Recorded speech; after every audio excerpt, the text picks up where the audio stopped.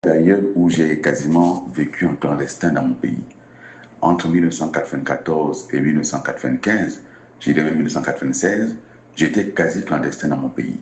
Je n'avais pas droit à un passeport, je ne pouvais pas sortir du Gabon. J'ai tenté une sortie à l'époque et on m'a rattrapé à l'aéroport. On m'a mis dans une voiture de police à l'aéroport et j'ai passé un certain nombre de jours au niveau du CEDOC et personne ne savait où j'étais, ni ma famille, ni mes amis. Dans cette période-là, j'ai rencontré un certain nombre de Gabonais qui m'ont tendu la main.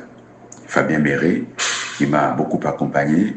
Nous avons été si proches que la première fois que j'ai revu ma mère, après les événements du 14 juin 1994, la première fois que j'ai revu ma mère, c'est grâce à Fabien Méré, qui avait une affaire à Makoukou, il défendait un client, et nous sommes allés à Makoukou, c'est là que je revoyais ma mère pour la première fois, après presque 1 an et demi, où on ne savait pas où j'étais.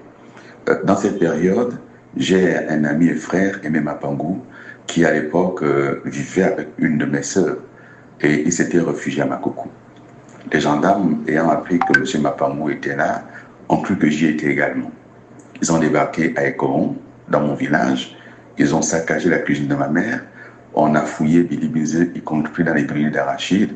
Ma petite sœur, Raïssa Ingonouze, qui avait à peine 14-15 ans, a été appréhendée par la gendarmerie, gardée à vue pendant des jours. Cette période-là, les gens n'en parlent jamais. Et je me suis dit que c'était personnel. Mais à l'occasion de cette campagne électorale, je dois pouvoir en profiter pour dire un certain nombre de vérités. J'ai parlé de Fabien Méré.